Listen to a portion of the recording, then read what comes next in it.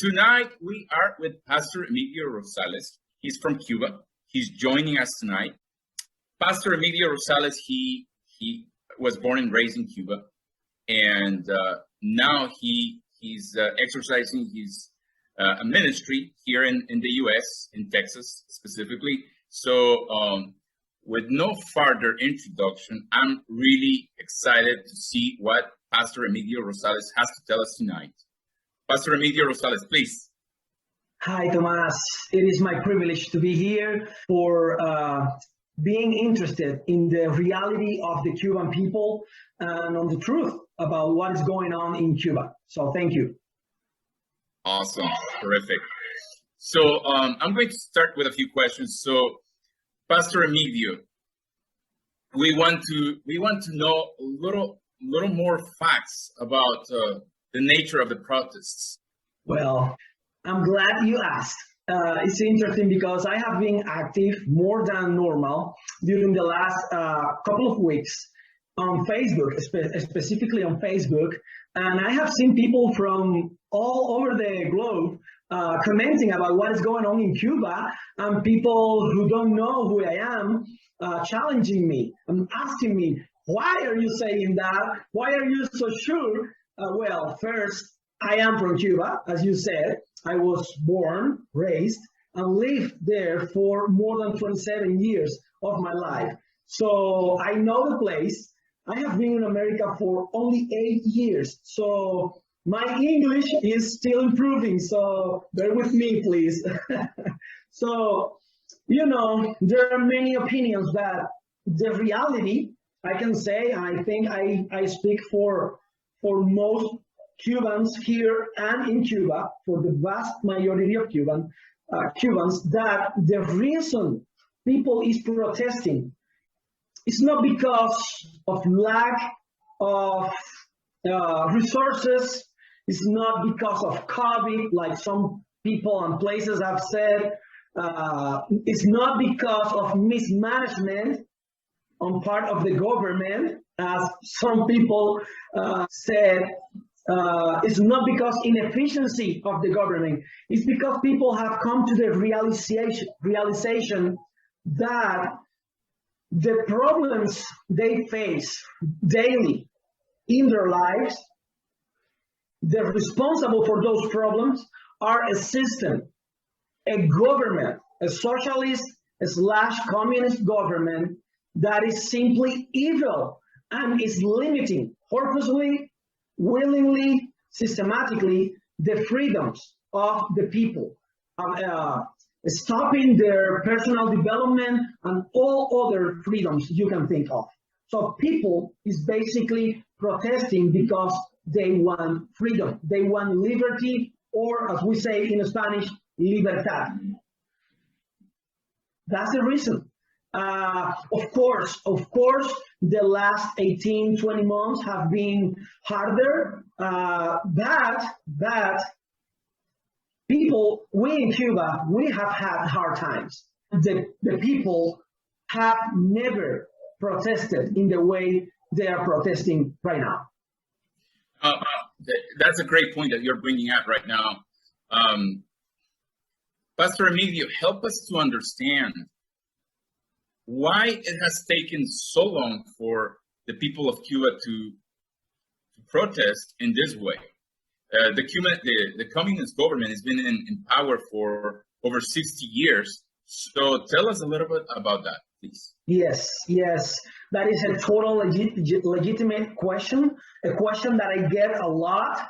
There are some reasons. First is control of information.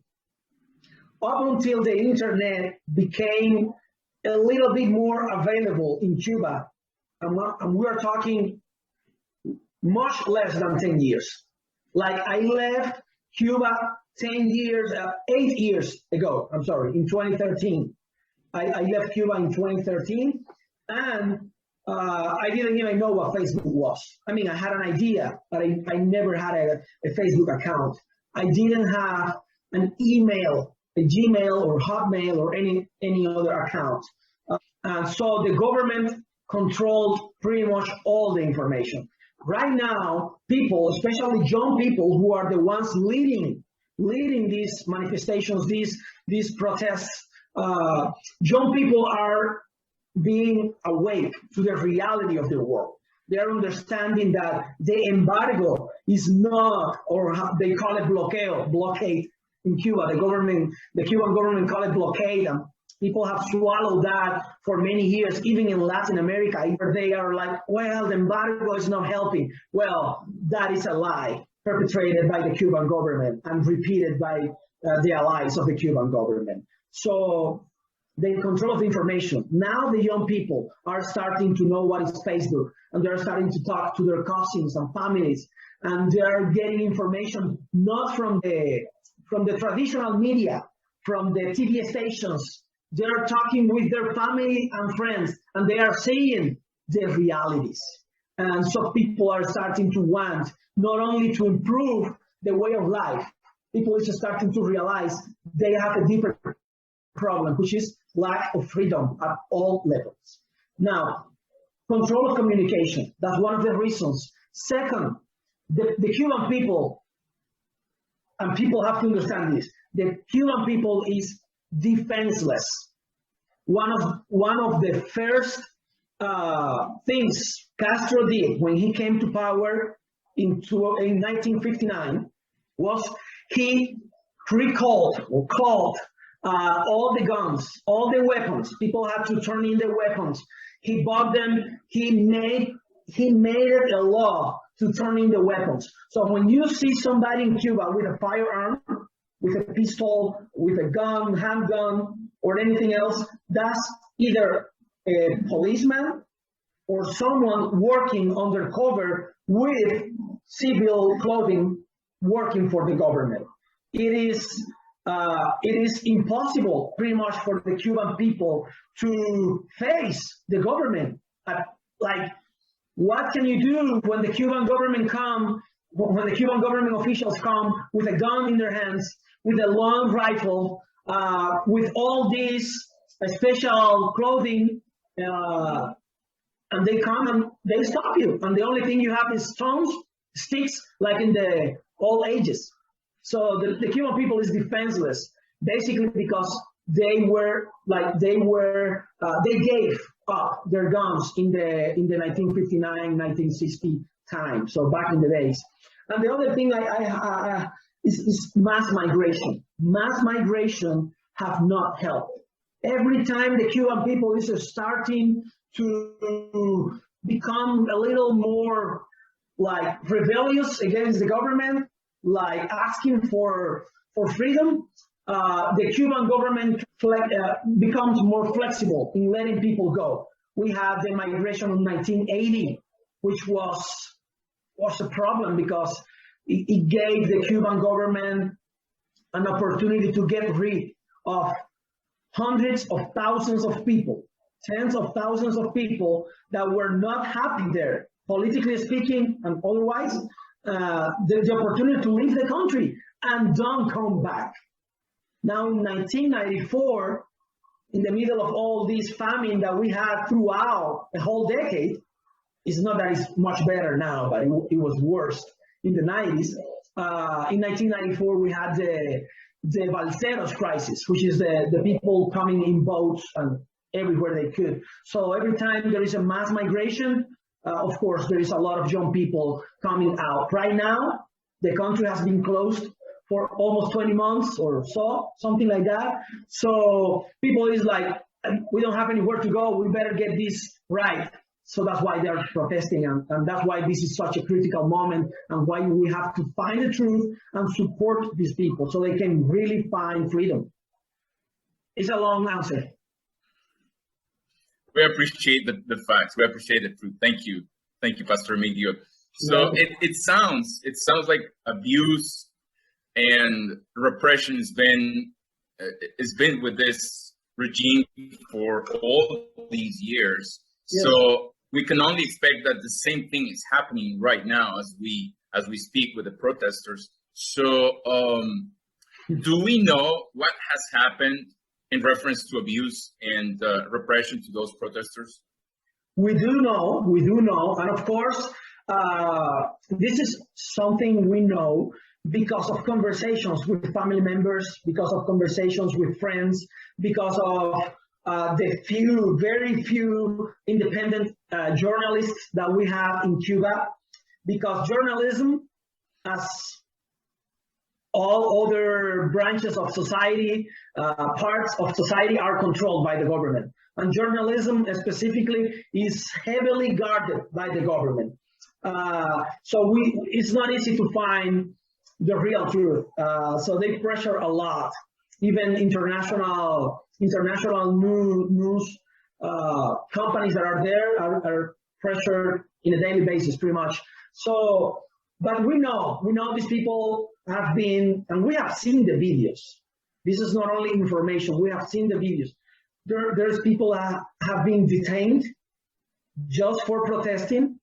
People have been attacked by the police, the people in uniforms, but also people who are not in uniforms, but are working for the Cuban government. They have been attacked by the young men that are on the military. The military is mandatory in Cuba. So these young people, they are being forced by the government to go and repress the protests. So they are being hit with the police sticks. They have been hit with all kinds of stuff. Some of them have been killed. Some of them, we still don't know where they are. The government has not given a certain, you have no right. When you are detained for political reasons, you basically have no right. Your family cannot confirm most of the time where you are. They cannot talk to you. You cannot talk to your family, not even close of thinking in talking to a lawyer. That's unheard of. If you say, I want to talk to a lawyer, you will get in trouble with the police in Cuba. You will get in trouble. So yes, all kind of repression has been going on for the last 2 weeks. The next Monday, which is July 26th, there is a big date for the communists in Cuba coming up. That is the rebellious day. They have called it because of fort that Castro assaulted in 1953. So they have made this a revered day. And so they are very aware that the opposition is trying to come with ways to protest. And there are policemen all over the places in all the cities in Cuba. All the parks and squares are heavily guarded by police. Most, I'm going to say most. I'm not going to say all, because if there is one that is not, they're going to say I'm lying. They manipulate the truth that way. So I'm going to say most. Thank you. So now let's shift our attention a little bit from Cuba to the U.S. Yes. Now you're seeing the news a lot. There's a lot of talk about socialism and the government being in charge here in the U.S. So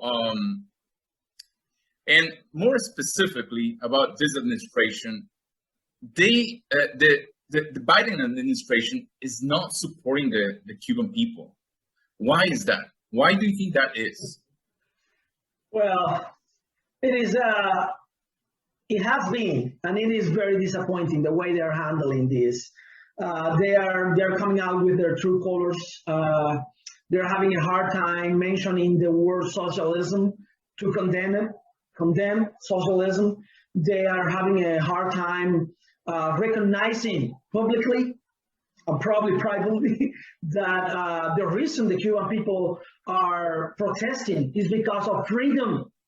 Freedom, not vaccines, not economic reasons. They are protesting because they have not lived free ever, and they want to experience freedom. So they have been pretty much forced to say some things and take some action, but they have been very, very soft in condemning these actions. I think, and that is, it is pretty evident that the Cuban people is not the favorite of the Democratic Party, because we have seen the left ideals in place. We have seen how these ideas come to reality, and they don't work. It's not only that they don't work, they create pretty much a nightmare for the citizens. They create a disaster on earth everywhere they go. They create famine, they create division, they create violence, they create confrontation among the citizens, something that we see here sometimes, and that we really have to pray that and do what we have to do to stop that. And so this is the reality, and I'm going to say it the way it is. Cubans, because we have seen this and we have lived on this reality, we do not vote. For the most part, we do not vote for Democrats. We do not vote for Democrats for the most part, because the Democratic Party here, the Democrats, they have chosen socialism, at least on a good part of their party. Like the leading side of the party, the younger generation, and the older also, some of the leaders, they have spoken in favor of socialism for years. So we see that, and we don't want that to happen in America. So I was reading about this Pew survey that was made in 2020, just last year, between July and August, and about 66% of Cubans, registered voters, we're talking registered voters, about 66% of Cubans do not go for the Democrat Party. In fact, they lean towards the Republican Party. So we're talking about the vast majority, almost double of others Hispanics in America, non-Cuban Hispanics. So of course, we are not the most appealing group for the Democrats in power, because they know it's going to be hard for them to get our vote, because we have seen that this doesn't work. That's a reality. Yeah, definitely. We see this administration welcoming immigrants at the Mexican border, but when it comes down to opening our arms to the Cuban immigrants, they are silent. And you remember, Pastor, just a few months ago, maybe a year or 2 years ago, AOC and the squad, they were up in arms about the wall at the border. But now there are so many things are happening in Cuba, and they are silent. Why do you think that is? Because we don't vote Democrat. That's the reality. And let me be clear. I'm going to say my opinion, and this is the opinion of many of my friends, many of the people that I talk to. We do not want a mass migration, because we want the Cuban people fixing the problem in Cuba. We have to understand that it's our responsibility to fix the government in Cuba, to throw away these tyrants, and we have to create a new reality in Cuba, a reality where there is a true democracy, where people have rights, where people have the freedoms that we enjoy here. So we want that. But at the same time, we see the hypocrisy, because we see how hard it is for them to tell the people in Central and South America, hey, do not come through the southern border. It is very dangerous to come. Do not come. We do not recommend it. We do not want this. We want to fix our system. We want an organized migration. We want to do things right. Do not come this way. They never say something like this. But to the Cuban people who are being repressed right now at gunpoint, they are saying, do not come. You are not welcome. That's because, I'm going to repeat the number. I'm going to repeat the number. It's not 66%. I'm sorry. I have it here because I wanted to say it right. 58%. 58%. And on the other Hispanic Latinos The other Latinos are 32% registered voters who lean Republican. So we're talking almost double. Of course, they don't want Cubans here. Now, the reality is we don't want to come here. I mean, I love being here, but we don't want all the people that were in the streets. What they want is freedom in Cuba, and we want to have a true relationship with America, like a relationship where we can be transparent and where they can see that the embargo is not what is keeping them hungry. The embargo is not what is keeping them without freedoms, because we know that. Some people there know that, but because the government controls the information, they are saying all the time is embargo. It is not. It is the Cuban government, the internal embargo that doesn't allow Cubans to have business, that doesn't allow Cubans to have the opportunity to negotiate with other countries, to prosper in the island. So that's pretty much it. Like it's like they have seen how we vote. They know we know it doesn't work, and this is the path they have taken. They want socialism, so they don't want a group of people who are against socialism. I really like what you said. They really know that it does not work. Yes, yes, exactly. And we want people to know that it doesn't work, not because I have read it, which I have in other countries, but because I have lived through it, and it's not pretty. Thank you, Pastor. Just to wrap up this interview, tell our viewers some action points that they can take in order to support the people in Cuba. I would say, well, thanks for asking that. I would say information. Inform yourself from different sources. And I will recommend also non-conventional sources as well. Find Cuban sources if you can, people who are reporting from Cuba, or people who are here who report because they have connections, strong connections in Cuba, and find out what is going on, how the Cuban people think, what they are asking. If you don't know Spanish, find someone who speaks Spanish and translate the signs people are throwing out, like they are coming out with specific signs with the word freedom, libertad, liberty, which is the word we have in Spanish, and they're asking for libertad. They're asking for change, cambio. They are asking for life, not for death, because the slogan of the Cuban Revolution for many years have been homeland or death, patria o muerte. Homeland in English, it doesn't have the strong meaning that it has for us in Spanish, at least in Cuba. But in Cuba, it's a very strong word. So patria o muerte is homeland or death. Now we're changing that for homeland and life. The interesting thing is before 1959, the slogan of Cuba that was on the coins was homeland and liberty. And they changed it for homeland or death, which is interesting because they want the people to understand that the government is their homeland, but it's not. The government is not homeland.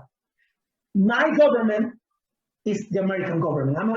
I'm a proud American citizen. Since 2019, I got the opportunity to exercise my vote, my right to vote on 2020 for the first time in my life. No pressure. For the first time, I had a real ballot on my hand with different candidates that represented different parties.